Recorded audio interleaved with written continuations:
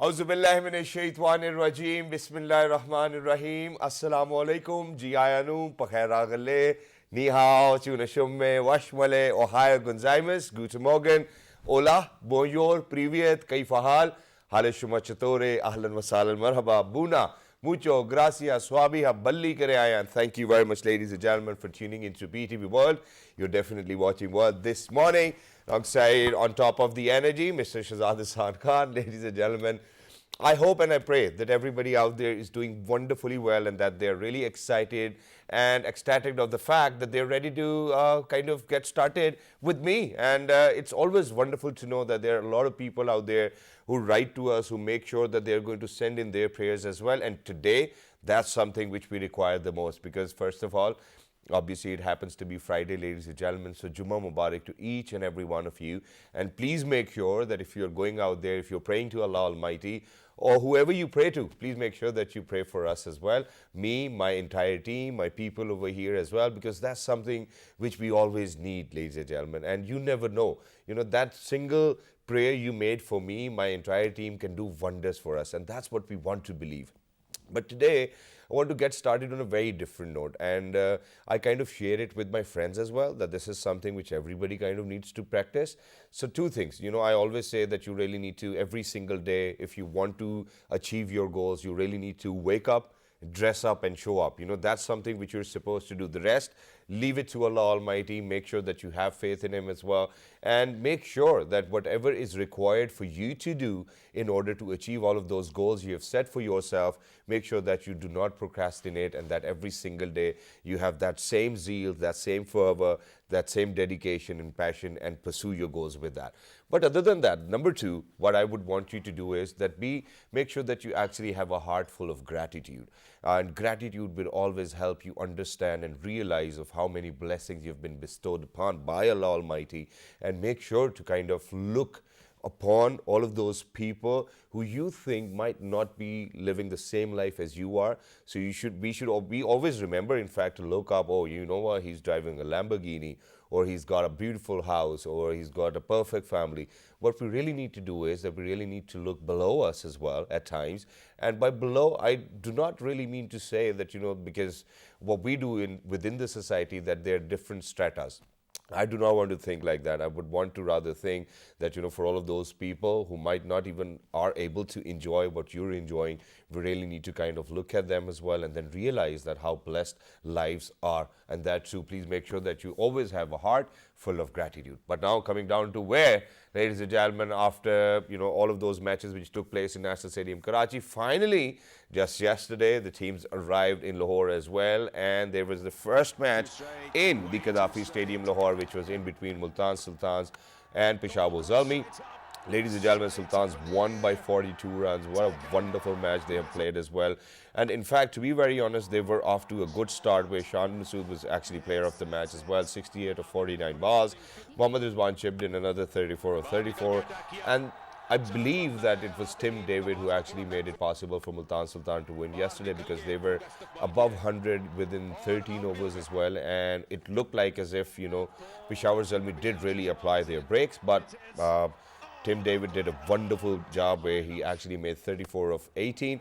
Kamran Akmal, on the contrary, talking about Peshawar Zalmi, really needs to kind of pick up his game because he hasn't given any performances. Talking about Haider Ali, we do say that the kid is very talented and he's got the potential, but the performances he's given so far are not the kind of performances where we really need to kind of say that, there's a lot of talent, because I couldn't see that. And Shoaib Malik consistently have been performing, but we really cannot rely on Shoaib Malik only. This is something which Peshawar Zalmi needs to understand, how he really needs to come somewhere in the middle order and kind of protect the entire team, the wicket itself as well. Then he really needs to keep up with the run rate, and it just gets difficult. Rutherford and Ben Cutting once again, so Peshawar Zalmi, not quite a lot of good performers within them as well.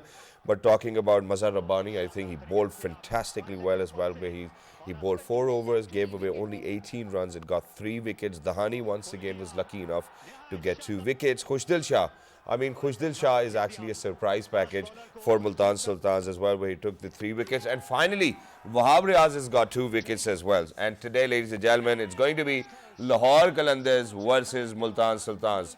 Let's see, what you can do is that you can even write to us to let us know whether who's going to win today, whether it's going to be Lahore Qalandars or Multan Sultan. Multan Sultan has been invincible. They have won at least 8 matches now, 2 from the previous because they are the defending champions, and 6 matches in this PSL season 7.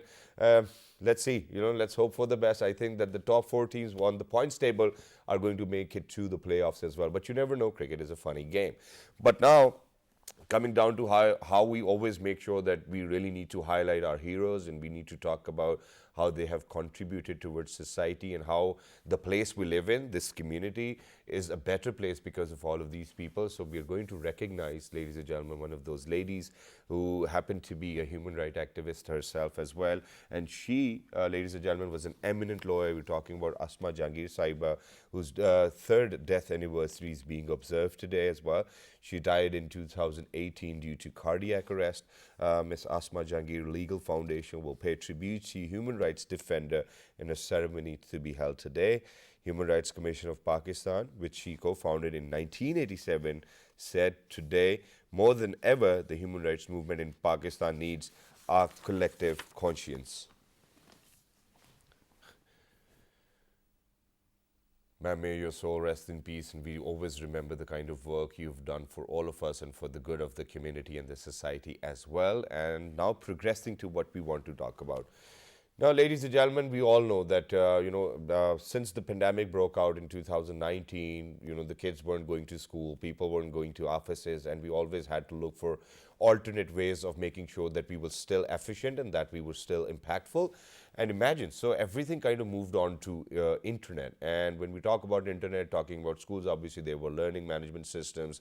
Let's talk about offices and office meetings. There was Zoom, Skype, and all. And we used all of these platforms to make sure that each and every individual who was working for a particular organization can still kind of cope up with work.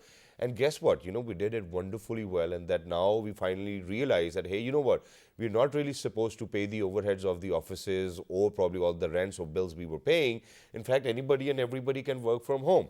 But there's a twist to that. Now, when we talk about cybersphere, ladies and gentlemen, obviously now we have metaverse coming in, we have quantum computing, we have artificial intelligence, and we have so much being invested within this industry when we talk about information and technology, that we really need to kind of think that, hey, you know what, we're at a single point failure. God forbid, if the internet goes down, what will we do?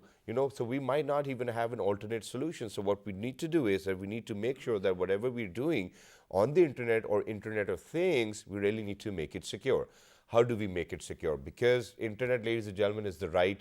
I believe that it needs to be a constitutional right as well now for each and every individual to use this, and so that they can be together. But there are a lot of challenges when we talk about cybercrime. There are a lot of challenges when we talk about how anybody and everybody will go to first the police station, and then they will refer them to FIA as well. And then when we talk about FIA, they only exist within the cities. So let's talk about rural areas where a lady actually manufactures or kind of hand knits whatever she wants to, and then she wants to sell it on Amazon or anywhere she wants to sell it.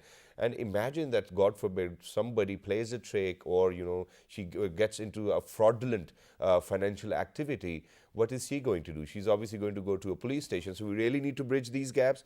But when we talk about cybercrime, we do have the policies and the laws in place, but not being practiced. I think that's something which we really need to talk about. Then for our viewers today, what we are going to do is that we actually have a blockchain expert over here in the studio. So first things first, we would want to learn about blockchain today, and then we will move on towards cybercrime. But first, we actually have a small video. Go ahead, take a look, and when you guys will come back, that's something we will be talking about. Let's do this. Cybercrime all the way.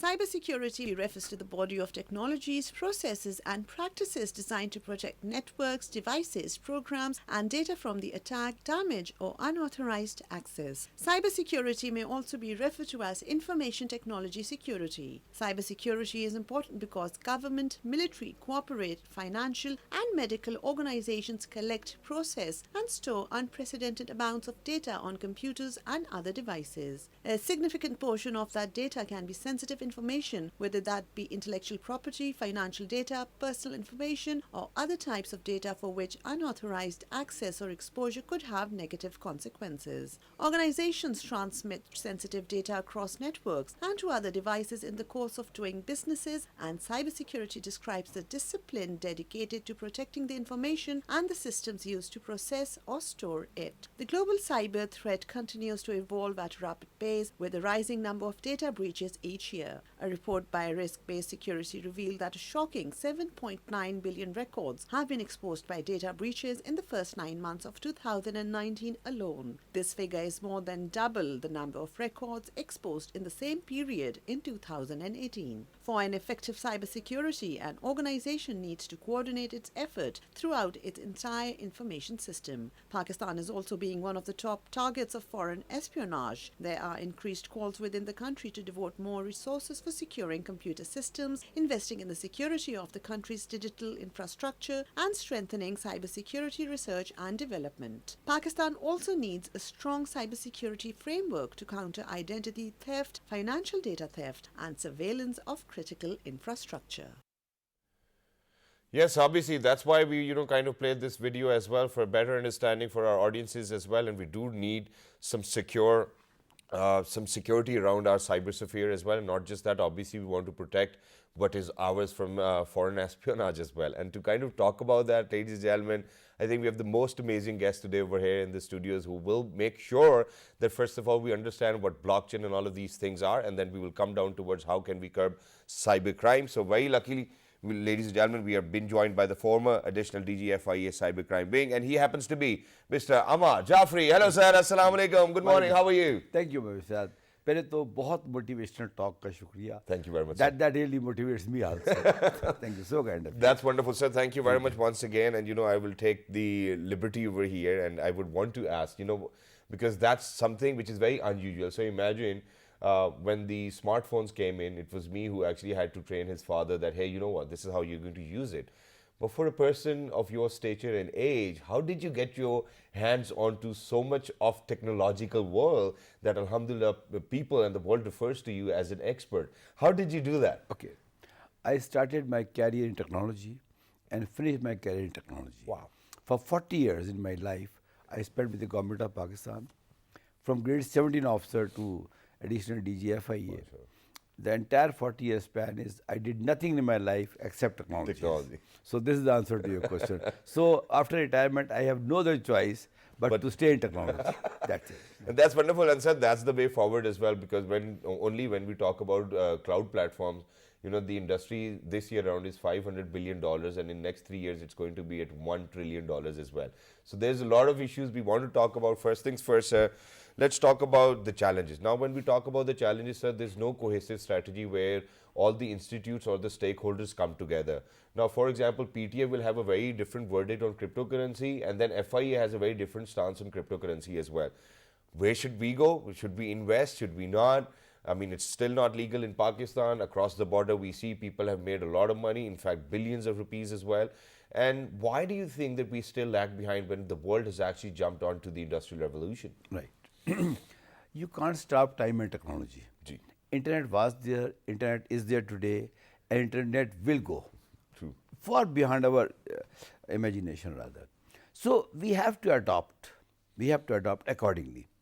हमारा challenge ये है पाकिस्तान में इस वक्त कि हम बच्चों को वो पढ़ा रहे हैं जो कि which is a past education. We must teach our kids the future education.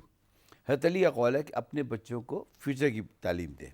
So coming back to your question now, the real challenge is now we have to adopt new trends and new technologies, and these are coming like a bullet from the machine gun. Daily rising sun see a new technology, right? Exactly. So once we settle down in a certain environment, definitely the new technology comes in. Now let's talk about blockchain. Yeah. Blockchain is a technology.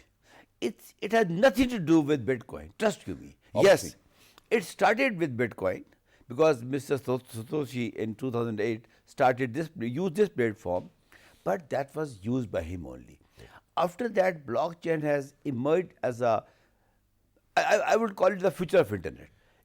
Trust you me, if people understand my talk this time, that if you do not understand blockchain today, you cannot work in internet. Exactly, which is why, sir, what I'm going to do is that I'm going to put my explanation in front of our viewers as well, and then you can tell me whether I'm true or not. So in the most simplest of forms, for example, earlier when we used to make transactions over the internet, the record will be only with one server. Now with blockchain, maybe 5 million people, 6 million people, everybody will have that record with them as well, and it will authenticate that, hey, you know what, this transaction is real, 100% authentic. Right. Is that what blockchain is? Absolutely. It's a ledger. Yep. We had a khata in old times, this much amount taken, so it is a khata. Yeah. So this khata was only on one computer previously. True. Now it's on multiple computers.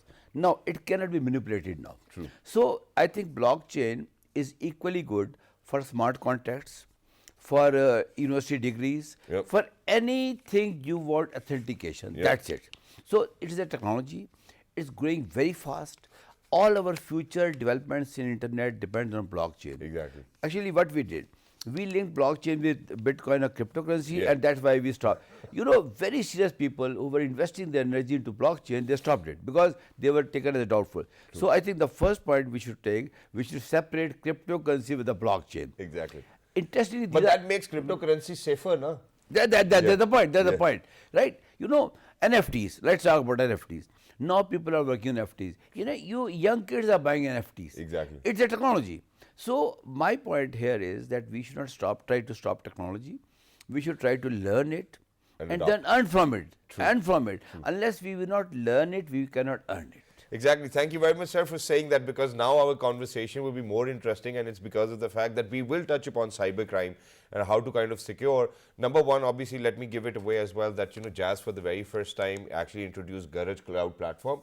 Just yesterday, ladies and gentlemen, where they have invested $6 million in a state-of-the-art facility. So now finally, if you have an account on iCloud, you are actually going to have an account on Garage Cloud as well, and then you will pay lesser, and that the information is going to stay within the country. And that's that is very important. That is very important. But very now, important. sir, I want to come down to the point where I said initially that PTA and FIA certainly do not look on the same page. And it's because of the fact, I'm going to give you an example, because this gentleman had been a pioneer, and he continues to kind of teach people as well, and that too about cryptocurrency. I'm talking about Vakar Zaka. People might have a very different image of him as a TV person, but believe you me, he's a very hardworking and a dedicated man. Now, and since he's been my teacher, he's taught me in the channel I was working with previously. Imagine that he's just so disturbed about the fact that FIA is chasing him and saying that, hey, you know what, it's illegal. Or I certainly do not want to go into that detail, but why do you think that we are still chasing people rather who are adopting to technology and wants to bring back money to Pakistan? Okay. My point here will be that since the matter is in the court of law, so I will not comment more on that. He is also a good friend of mine, it's no issues at all. So the problem is right now that we linked cryptocurrencies with something illegal. Okay. This was the initial problem. All right. Yes, the dark world, the deep dark world, Dark web. used it and still using it. Yeah. So, you can track the criminals much better way using technologies than without understanding technology you try to trace them. Exactly. There was a crime. It was Silk Road. It was in USA. FBI arrested the criminals only using technologies. Okay. So criminals are more vulnerable in the world of crime if they are using technologies. But the only condition is that your law enforcement should be ahead of them. Exactly. So this is the point. Yep. So we need to fill the gaps. That's what you initially said. Exactly. We need to train our police, the street police. True. We need to train our organization like FIA, like NAB, all these organizations, and they should work together. Exactly. My point of view always have been that we are not working together. True. So the day we'll start working, but that's not more disturbing, because in every country these divides exist. True. These silos and all these things, these exist. So we should worry more about it. That's equally true for Pakistan. But I think now time has come, as you rightly said, that now internet has become this single point of failure. True. So what happens if something goes wrong and we don't understand it? So the very point is that first we should understand internet. Secondly, we should understand the advantage internet is giving to us. You rightly said, entire education has gone to internet now. Even our medical systems are now going to banking internet. transactions. Banking transactions, everything is going to internet. Yep. So we should make it secure. Yeah. So how we can make it secure? I'll respond to your question. That's something I would want to ask from you as well. And number one, obviously, we want to make it secure, and number two, we need solutions fast track. And for example, because you said, okay, the divide is there, the silos, you talked about it, it's wonderful, and everybody kind of understands this, sir. But I'm very sorry, sir, I'll ask you this. While you were serving at the FIA, how did you kind of make sure that all of these gaps will be bridged in between all of these institutions which existed for the betterment and to pick up on the technological revolutions as well? Sir, Alhamdulillah, I had the proud honor of starting this. MashaAllah. Back in 2002, nobody knew about these things. That's I still remember when I went to my Director General and said, I want to start. What is this? We are different. You are talking about internet crimes. Yep. But I am thankful to him that he allowed me. Yep. In 2002, we established a small cell in FIA. There was no NR3C, nothing was there.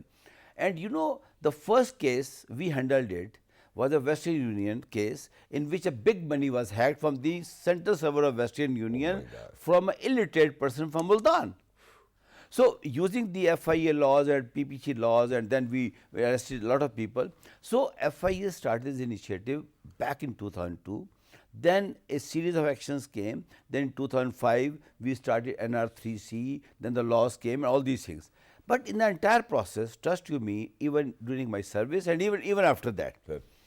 I always focused about working together, right?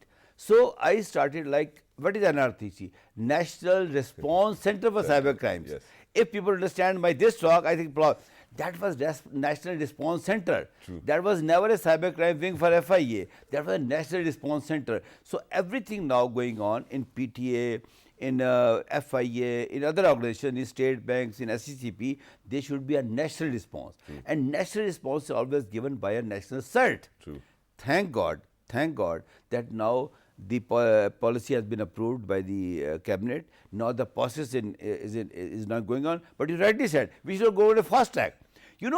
If we are going on a speed of 20 and the next vehicle is going on a speed of 40, so after every 1 hour, the distance of 20 miles is escalating. Exactly. So through geometric progression, after 2 years, we will be much behind everything. True. So we should go on a very, very fast track, put in place national certs, then organizational certs, then sectorial certs, and all these things together will make a cyber secure Pakistan. Exactly, and that's what we want for Pakistan and Pakistanis as well, because it makes us more vulnerable, because for all of those people using this technology or creating this technology will still be ahead of us till the time we kind of think about smarter solutions, and we really need to do that. And sir, I kind of keep on talking about it that because there was a time, and we are in a transition as of now as well, that our economy was based on agriculture. We didn't really have technological interventions within agriculture as well, where people are actually increasing their per acre yield, that too on the same land, by bringing in more shelves, so we really need to jump onto technology. And to do so, I think what sir over here is saying is that's absolutely perfect, that we really need to kind of, do things fast track. But now, sir, coming down to the point where, just in a very recent incident, now obviously everybody is going to have their own profiles in metaverse as well. And I do believe that, and there are people who are saying that already, that, earlier, how smartphones were, in fact, cell phones were so big in size, and now they're shrinking in size, and then eventually we might only have a chip at the back of our neck and then continue working like that. Now, what I need to ask is about that recent incident, that a girl was harassed in the metaverse. And, and when she reported all of that, the gentleman responded from, whoever was representing that, he responded that, hey, you know what, you didn't have your security on. So imagine, दुनिया metaverse के अंदर भी हमारे साथ खुदा न खास्ता ये हो सकता है. How are we, because now for a country like Pakistan, where we are not even sorted about how fraudulent people can be over the internet, how do you think we're going to protect our identities in metaverse? Okay. We started from a computer like this room. True. 360, 370. Yeah. I happened to work on those computers. Right. Then the human said, no, I want it on a desktop. So it became the desktop. True. Then he bought it in our lap, so it was laptop. True. Then he bought it in our palm, this thing goes. So now you already said we'll have chip. So what is the metaverse? Metaverse is AR, VR, putting all these things together, right?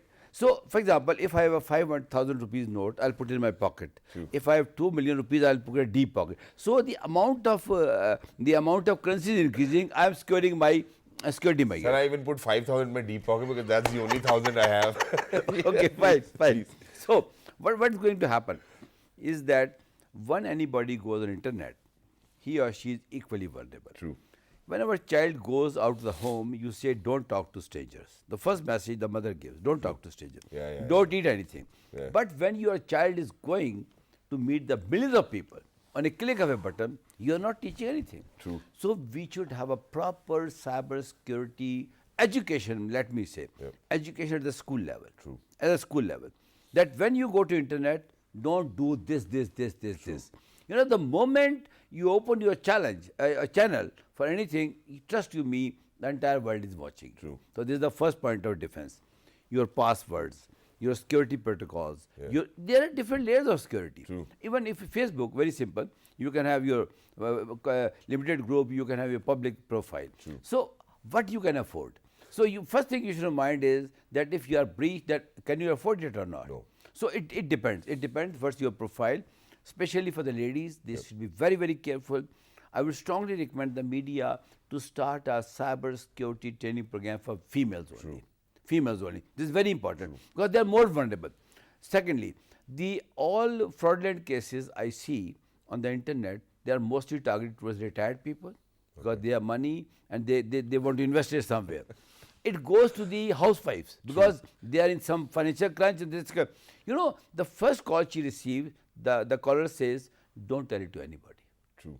So that the moment first Somebody says that you need to know. you need Yeah, you need you to know. And sir, thank you very much for kind of talking about passwords as well, because I mean, it's so hard to remember your passwords, but luckily I don't know how wives do remember husbands' passwords. let me tell you very interesting Yes, for your viewers. Yeah. Don't try to make the difficult password. Write a passphrase. For example, if I say, I went to Karachi on 30th of December. Yeah. Finish. Make the first character of the sentence your password. So remember the sentence, not the password. You know, if your password has one special character, it cannot be broken through a brute force. All right. You know, the moment you have the password, I can tell your password in 10 minutes because I'll apply the brute force. Either it will be your vehicle number, your kid's name and date of birth, thing like that. There are 30 characters which I remember. It's a teacher's name, sir. But sir, it was great to have you over here today. And it was. I actually feel lucky to be in conversation with you because you're one of those learned men who really need to pioneer in terms when we talk about technology. And you did, while you were serving for the government, and even now with that when you're retired, you're making sure that people learn more about technology. And we would love to have you back over again as well. No issues. And that's true, because when we talk about metaverse, ladies and gentlemen, it's like actually a parallel. I mean, how I really need to put it in words is that it's actually a parallel universe, an alternate universe where, you might not have a tangible form of you living a life, but there's an intangible form of you which represents you as well. So whatever you do over here, what you like doing over here, you can do it. But what you're not supposed to do over here in this world, you're not supposed to do it in metaverse as well. Please make sure that you remember that, and it will keep it simple.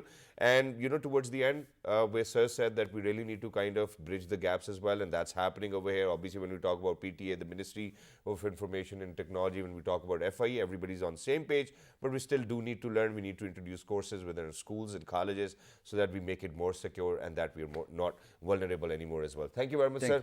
Once again for being with us. And I'm going to share my story over here because I used to live in Karachi and the FIA office was just, they were my neighbors, so it was in a house.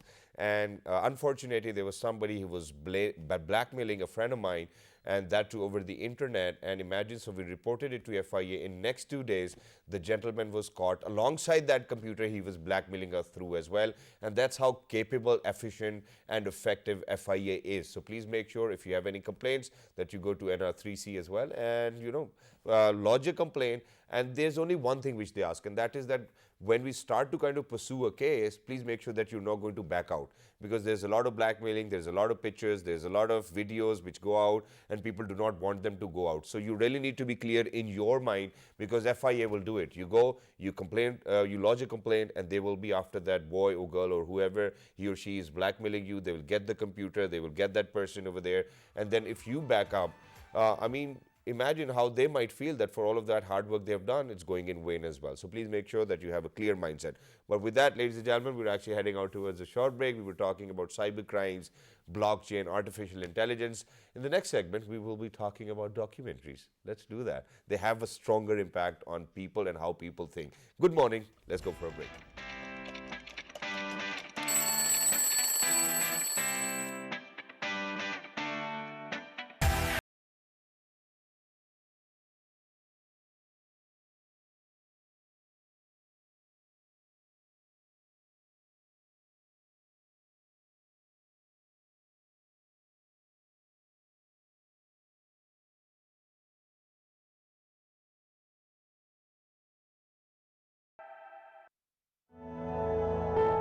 You are watching PTV World.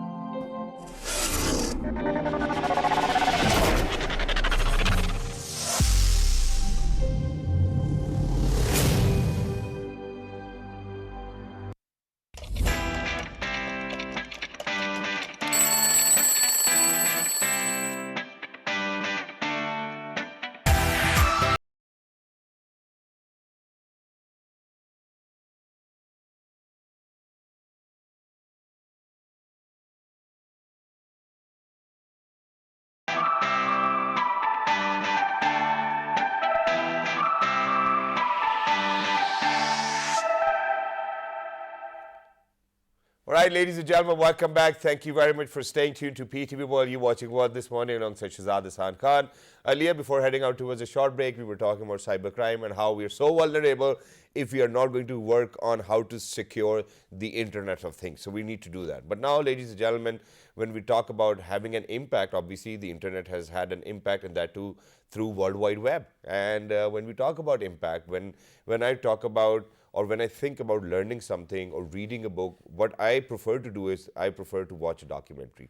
And that too obviously needs to come from a seasoned documentary or a filmmaker as well, because the amount of hard work they put in, the amount of research they put in, the amount of places they travel, so they've seen it all, and then when they summarize it for you, you obviously need to see it from the director's perspective, kind of think about it as well, because I actually do end up arguing with my parents as well at times that that when you read a book, obviously you're actually reading somebody else's narrative, and you really need to have your own too as well. So please make sure that you keep that in your mind as well.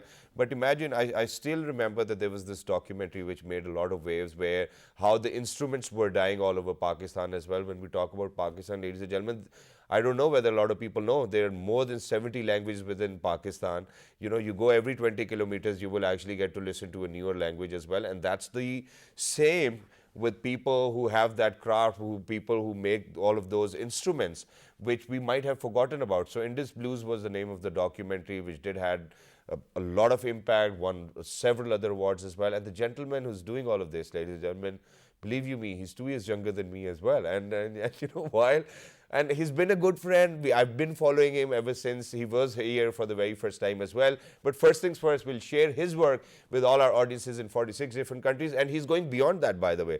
You know, maybe any other award which has to be in terms of documentary or filmmaking, he's got it. So, you know, go ahead, take a look. And when you guys will come back, we will be in conversation with the prodigy over here. Let's do this. Good morning.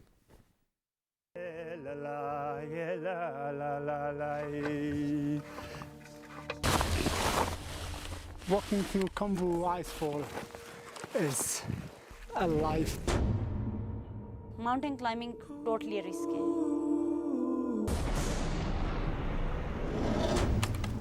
बुलंदी से बुलंदी की तरफ जाते हैं. अल्लाह से connected होते हैं. एक लड़की अगर एक पहाड़ सर कर सकती है तो वो कुछ भी कर सकती है.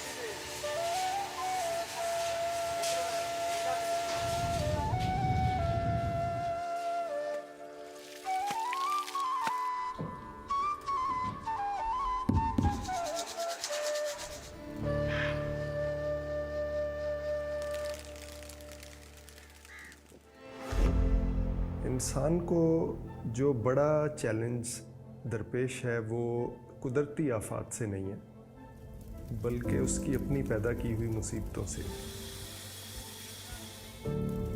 लाहौर में फ़ज़ाई आलूदगी वर्ल्ड एयर क्वालिटी इंडेक्स में लाहौर दुनिया के आलूदा तरीन शहरों में सैर फहरिस्त है.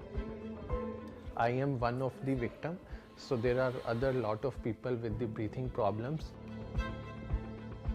लाहौर में जो चीज़ मुझे सबसे ज़्यादा अट्रैक्ट की थी वो फॉग थी एज अ विजुअल आर्टिस्ट. लेकिन जब स्मॉग में कन्वर्ट होती है वो तो विजुअली खूबसूरत है लेकिन आपको अंदर अंदर आहिस्ता आहिस्ता ख़त्म कर रही है.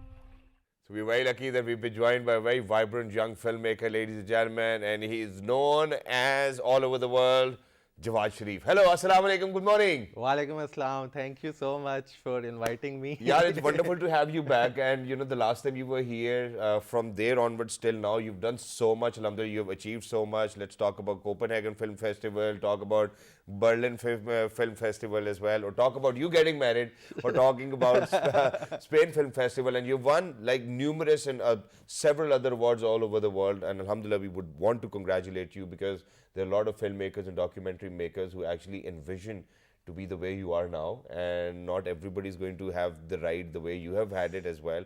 I've seen you how you've walked for miles and miles on the roads, making sure that you know, every single day take a step towards your goals. It's wonderful, Jawad, to have you over here, first of all, and we are the ones who are lucky, and our audiences as well. So the clips we shared, let's talk about them quickly as well, because you, number one, obviously, Indus Blues, I've talked about it. Now you made a documentary, and that too for Expo 2020, which is going on in Dubai as well. Yeah. Let's talk about it a little.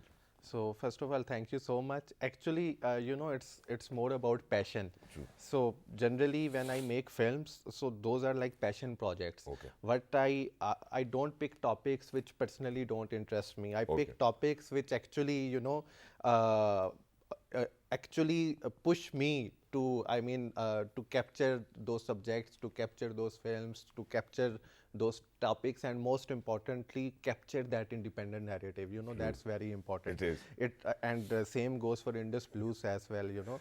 So to bring out that narrative and bring out those topics which are not the part of mainstream media. True. So yes, talking about Expo 2020, so actually I was approached by Mrs. Noor Jahan Bilkarami. She is the principal curator of Pakistani Pavilion. Exactly. And we had initial meeting about the crafts. So the thing is, like, we wanted to make something very, organic and authentic and with very different approach about the craft traditions of Pakistan. True. So and the journey was, I mean, it was again the all over Pakistan, and so somehow I made this, it's like kind of collaboration, it's kind of, that respect, and with those folk artists, musicians and craftsmen as well. So some of the craftsmen which we filmed in the expo, it was part of the Indus Blues as well. And for example, Burindo.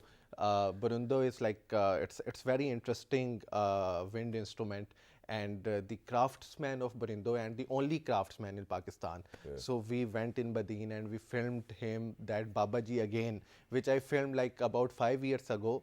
And then this time after 5 years later, and so the thing is, but the thing is, the guy is still there, Yeah, like he's working. He's working, and even in his 80s, he's very old now, And again, he's disappointed, like why people don't own this culture, own this instrument, and own these traditions. This is very, very important. And obviously, you're actually taking up this important task very well as well, and that's something which I was about to say, that when you go back to the same people, those craftsmen, those talented artists, don't they say that, Putra, you were here before as well, and that now you're here. Do you think that something has changed? Do you think that you've had that impact?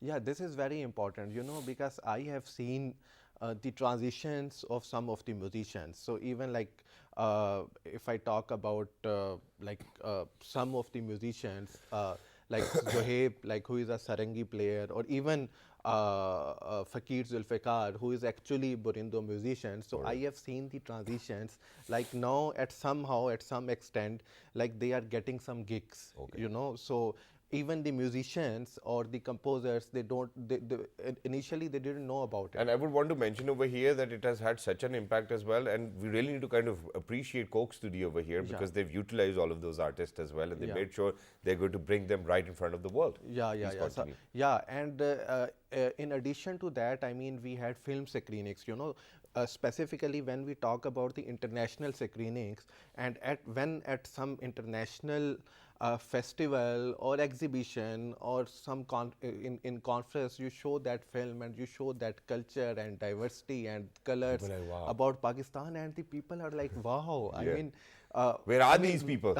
And we didn't know about these people. We don't. I mean, I have got comments and I have seen people in tears, like such an, I mean, amazing artist and honest people, and those musicians, and look at the wisdom, that folk wisdom they are carrying with them. Exactly, and that too from hundreds of years as well. That has transcended from families to generations as well.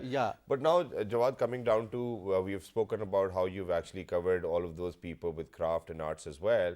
But usually documentaries are about social issues as well, and or maybe probably health issues, or they can be any other issue within the society can be highlighted through a documentary or film as well. So, there's been a problem of climate change all over the world as well, and a lot of people are talking about it. Did you actually think about making something on that? Yeah, actually, so basically, climate change is the subject which personally affected me as well, you know, because I have been to into hiking, I have been to K2 base camp. I mean, imagine you have to go find all of these people, yeah, so when we made K2 and the Invisible Footman, so there was there was the whole theme about the pollution and what we are doing with nature, So recently, I have done couple of projects. We have took this initiative of Climate Kahani. So Climate Kahani is the campaign which is going to highlight local stories about climate change in Pakistan. So what happens generally, you hear a lot of research and news, and no one could relate to it because it's not local. So we need local stories to kind of relate to that. Yes. But how do we refer to local stories? I mean, what's going to happen? Can you give away something? So for example, like we have made this story Natari, it's a 40-minute film in Thatta, Sindh, and there is the whole community, whole village, which is forced to migrate because of the climate change. And this is a climate migration. And it has happened. Yeah, it happened. It is already happening because they don't have fresh water. They don't have access to any basic necessities depletion in of life, resources. you know. And when we were there, and once you hear those stories, and those were like, we are living here like since generations, and we cannot leave this soil. But they are forced because of the nature, you know, so it is already happening. So it's not like, I mean, and we're not doing anything as of now to kind of stop it, even though that, you know, it comes under the SDGs as well. Yeah. And we are a little slow with that as well. So thank you very much for pinpointing that how difficult it might be for those families to migrate, not because of financial issues or any other issues, but imagine those natural resources are not available to them, and they finally have to decide that they will have to leave their soil behind as well, which obviously is painful. But now coming down to how any and every documentary or filmmaker would want to be on Netflix or Prime Video or you know, all of these different platforms which are available out there.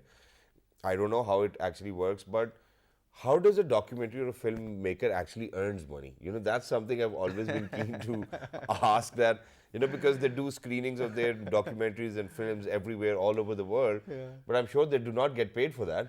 Yeah, so I think, so when I see passion, when I say passion projects, you know, so passion projects are more about like you fund yourself, you know. So, but in my case, I am a commercial filmmaker as well, you know. So I have started my career with TV serials. I have done lot of TV serials for mainstream channels. And you never asked us, Then I have done telefilms, you know. Then I transitions toward the documentary and commercial, you know. So till now, like I keep doing my commercial work. Is it even it's real estate ads or it's whatever it is. It's a that's for the ads, tummy. Because so you just recently got married as well. And that too, we actually happen to know your wife as well. Alhamdulillah, she has happened to be our colleague as well. That's what my producer told us as well. So congratulations on that. Thank you. You need to do more ads now. You're a family of two, so we want to wish you best of luck for that. But very quickly, Jawad, the sole reason why we have immense respect for you is because of the fact that you've always tried to project, one, obviously a very positive vibe of Pakistan. I do not want to use the term soft image, you know, I think it's being overused and people really need to kind of come out of these jargons and words and vocabulary, and then how resilient we are, that, you know, we get bogged down and then we get back up, but we do not avoid that particular hurdle till the time it keeps on bogging us down as well. So what I have seen is that, you know, for the world of filmmakers and documentary makers as well, that they would, if God forbid they kind of highlight the negative side of any country, maybe any country, they will bag an award which is internationally recognized as well. And God forbid if they say all the good things about their own country or any other country, they might not even get a chance to be close enough to that award as well. So why you as a documentary maker has always thought that I'm going to maintain that balance, yet we do see other filmmakers and documentary makers who would certainly want to talk about child abuse, who would want to talk about how so many ills do exist within a society, and it's right, but there's no balance approach. Yeah, so basically I think as a documentary filmmaker or as a filmmaker, you have this responsibility about the narrative, you know, and that's what I do about like in my projects. So it should be like the narrative should be independent. I don't say like it's about like positive and negative. It should have like that authentic voice from your subjects and the person or the topics you are filming, and that's what I mean. I just make it open and I make it, you know, as it is, as truthful as possible. Wow, that's wonderful. Thank you very much, Jawad bhai, for being with us. It was lovely to be in conversation with you. We want to wish you best of luck as well. For everybody who's out there, ladies and gentlemen, everybody in the MCR is having a laugh. I want to kind of join them too as well, because the time's over. Make sure to look after yourself. Remember us in your Jummah prayers and in all your prayers as well. Me, my entire team, Mr. Jawad as well. You know, ladies and gentlemen, look after yourselves. 1, 2, 3. Good morning.